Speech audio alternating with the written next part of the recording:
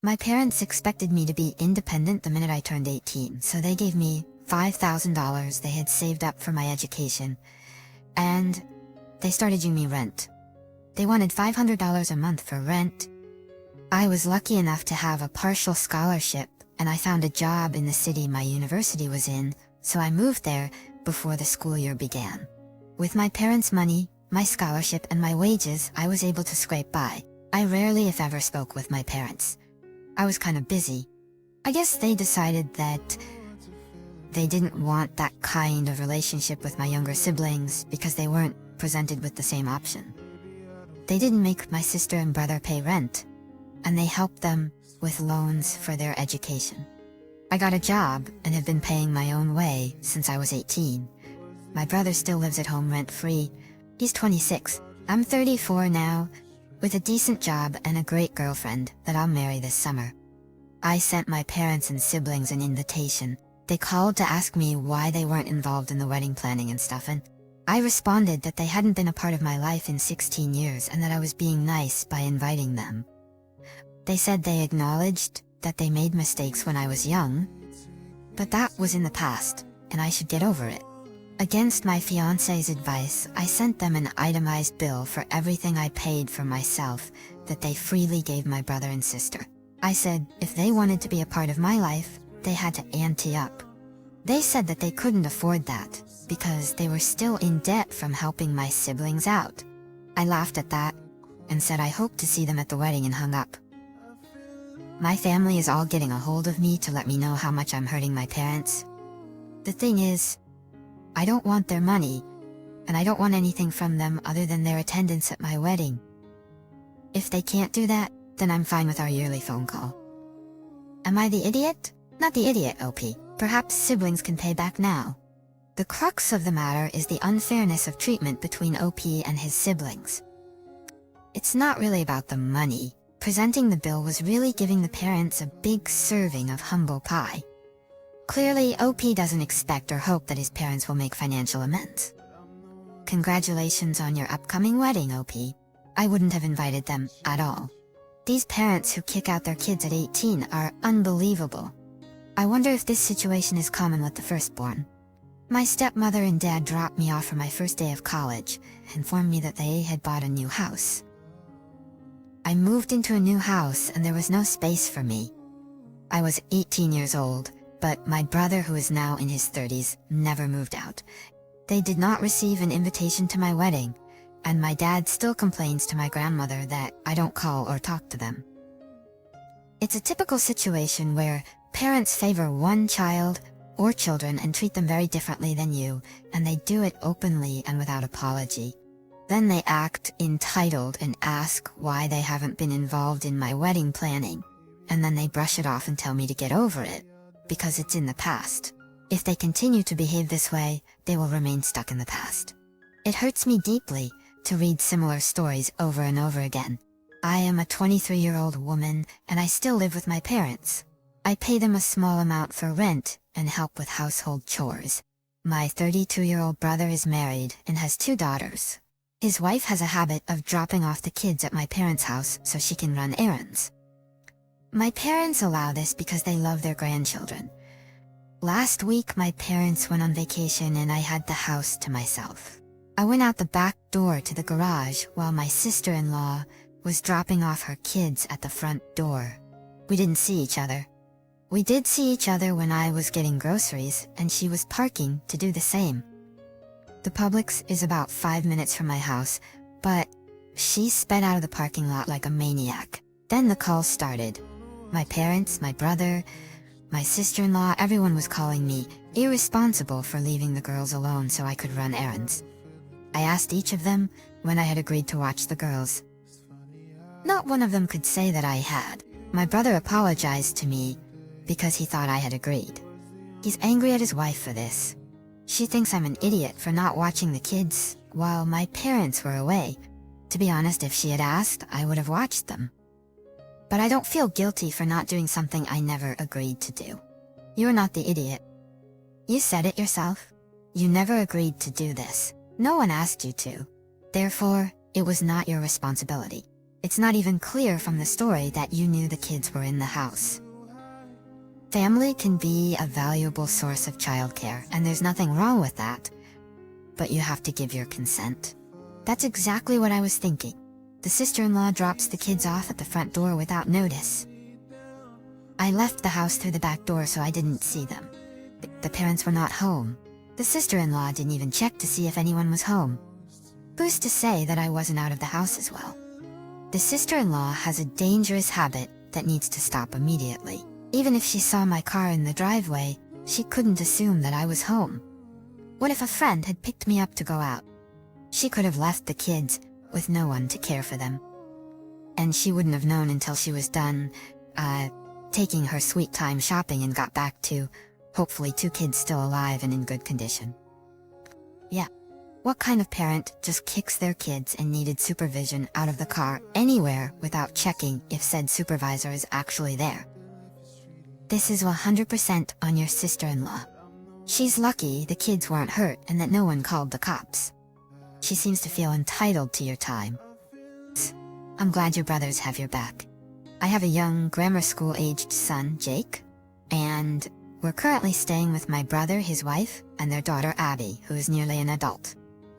Abby recently went through something really hard and traumatic. I feel for her with all my heart and am doing all I can to be there for her. During this time, Abby became really close to Jake.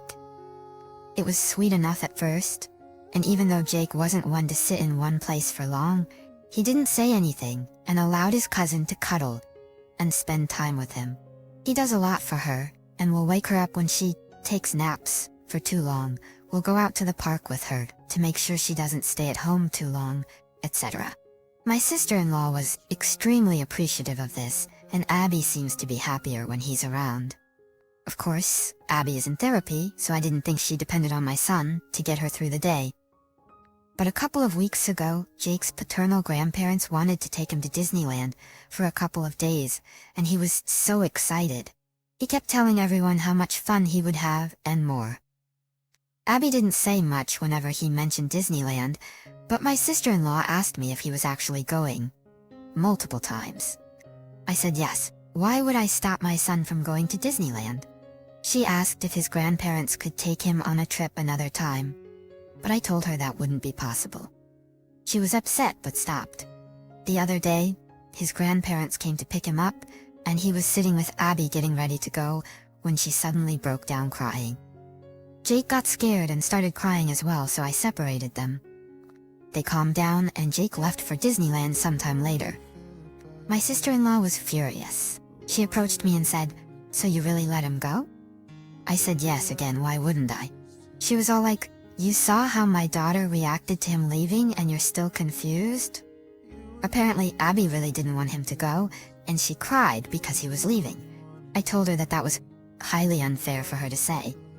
My sister-in-law said that I was being unfair, and that Disneyland was not more important than her daughter's well-being. I never said this, but I told her that my son isn't her emotional support dog. And while I'm very sorry about Abby, it isn't fair to put my young son's life on pause. He's little. It's unfair for her to force him to be her emotional support. It's unfair for her to force my son to give up things for the comfort of his cousin. My sister-in-law called me heartless and said she wants me gone from the house before Jake returns because she isn't putting Abby through this again. My brother intervened and told her that she was acting irrationally, but she told him to shut up. It's been really tense. And while I did attempt to apologize, my sister-in-law told me that the only apology she would accept is one from Jake. But I'm not going to make him apologize. So am I the idiot? I really don't think so. But Abby is genuinely upset about Jake leaving. Edit, I was repeating my sister-in-law's words verbatim, but giving her the benefit of the doubt. I believe she meant that the only apology she would accept is one from Jake. I'm considering moving back home with my parents. I initially accepted my brother's offer to stay with them because my job is closer and for other reasons, but ultimately, I think we should leave. Not the idiot. Abby has serious attachment issues and, yes, please move out, OP. This is not normal and not okay to put a son in a position like that. Don't apologize. You did absolutely nothing wrong. You would be the idiot if you kept living there and subjecting your young son to being treated like a support animal.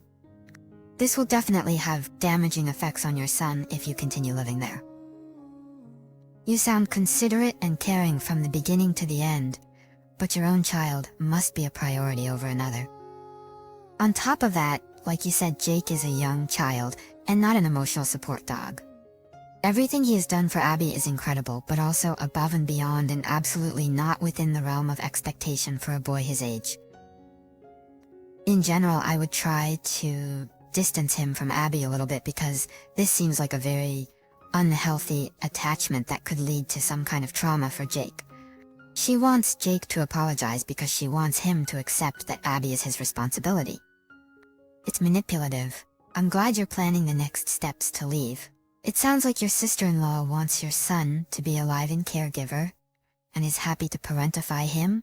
Don't let your sister-in-law abuse your son's kindness and stand your ground in not having him apologize for going on holiday. Your brother needs an eye-opener too. I am, or was, going to be the best man at my brother's wedding next year. My wife was invited to be a bridesmaid, and she initially said yes. It turns out that the bride is now expecting my wife to get a whole new wardrobe for the bridal showers, bachelorette party, rehearsal, and reception dinner on top of her bridesmaid's dress. The only color she is allowed to wear to all of these events is the same lavender color as her bridesmaid's dress.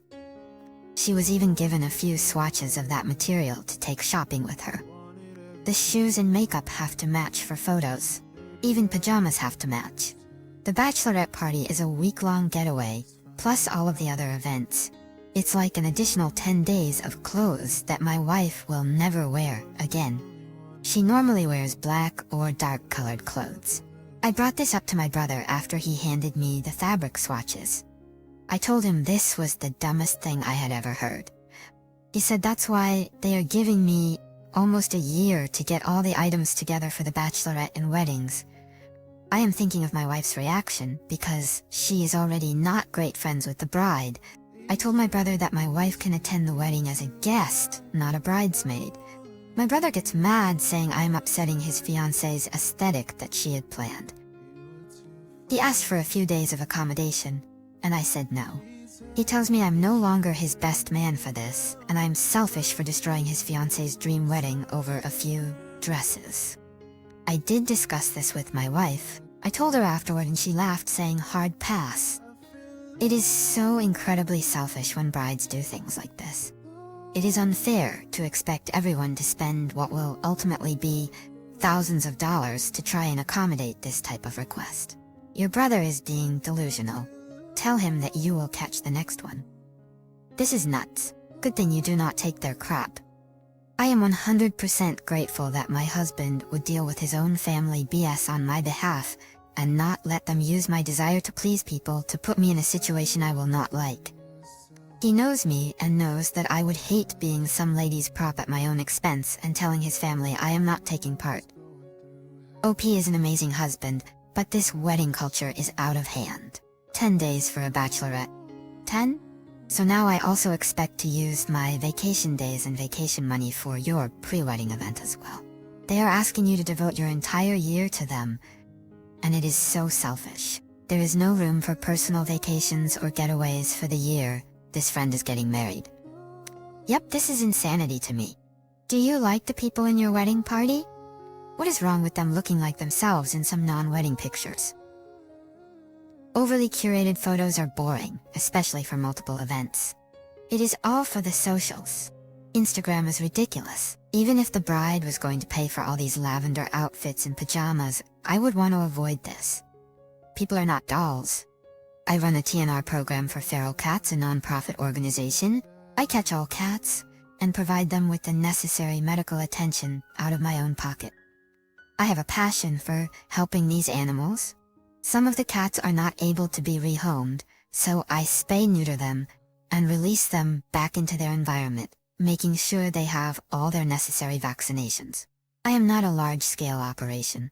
Recently, I was called to an area that was overrun with orange cats. They were everywhere, and I mostly ended up handing the situation over to professionals. However, I was able to rescue 3 adorable cats. 2 of them were scared, thin, and had some injuries, but were overall friendly. The third one was a bit more gentle. He was chubby, well-groomed, and had a fish-patterned collar. My plan was to find his owners and return him with a warning to keep him indoors due to the large number of traps in the area. However, the little guy ended up spraying the inside of my car to the max, indicating that he was not neutered. I couldn't tell for sure because of his long hair, so I made the mistake of leaving my car covers off. I debated whether to take him home or have him neutered with the other cats. I noticed he had a collar tag, indicating that he was an indoor-outdoor cat, and with so many strays in the area, I was concerned about his genetics being passed on. In the end, I decided to take him with me and have him neutered. I checked for a microchip, but there was none, so I called the number on his tag and informed the owners of his whereabouts. I gave them the option to pick him up or have him dropped off at a specific time. However, when they arrived, they were furious. They cursed at me and accused me of catnipping their cat. They even blamed me for their child's nightmares, claiming that their cat going missing scared them. I tried to explain the importance of having their cat neutered if he was going to be an outdoor cat, but they didn't want to listen. They said I should have called them immediately. Regardless, I spoke to a friend who works in animal rescue and they told me I was in the wrong. Even though I know I was technically doing the right thing, I didn't have the legal authority to make that decision. I apologized, but I have since blocked their numbers. The mother has been attacking me on social media and messaging people I know. As someone who cares for stray cats, I couldn't ignore the fact that an unneutered male was roaming free and potentially contributing to the stray population. My relationship with my rescue friend is still tense, and I understand that I crossed a line, even if it was for the greater good. People are taking sides, and I'm not sure who to believe was right in this situation. So am I the idiot? Neutering the cat means you must have taken off the collar and obscured the owner's information, or they wouldn't have done it without their permission. So you just made yourself legally liable. You don't know if they were planning to breed the cat, and he just happened to get out. I spoke to my vet. She's a TNR trap-turned-vet. She neuters and releases the cats. There was no address on the collar, so my vet said it was fine. I don't know if she tried to contact the owners or not, though. I personally don't support the breeding of cats when there are so many dying for homes. Just 3 weeks ago, I took at least 30 kittens and a couple of pregnant mamas to a rescue. Only 10 may be adopted. The rest will be euthanized. It's heartbreaking. I don't really care if they had plans to breed, to be honest. Well, then you shouldn't care if they sue you, I suppose, since you believe you are completely in the right and justified, correct? I understand that the issue of cat overpopulation is terrible. As a cat owner myself, my concern is that you took someone's pet without their permission. There is no justification for that. And if the vet is that careless, they are putting themselves at risk of being sued as well. You should have the responsibility of contacting the owner before permanently altering their pet. I agree with OP, not the idiot. The owners are irresponsible and are putting the community at risk by having an unneutered male cat. It's unethical and should be illegal. We don't live in a bubble. They can't just do whatever they want when it affects other cats and people. They should have kept the cat indoors or had it neutered. OP found the cat, ensured it received medical treatment, and returned it to the owners. They should be grateful.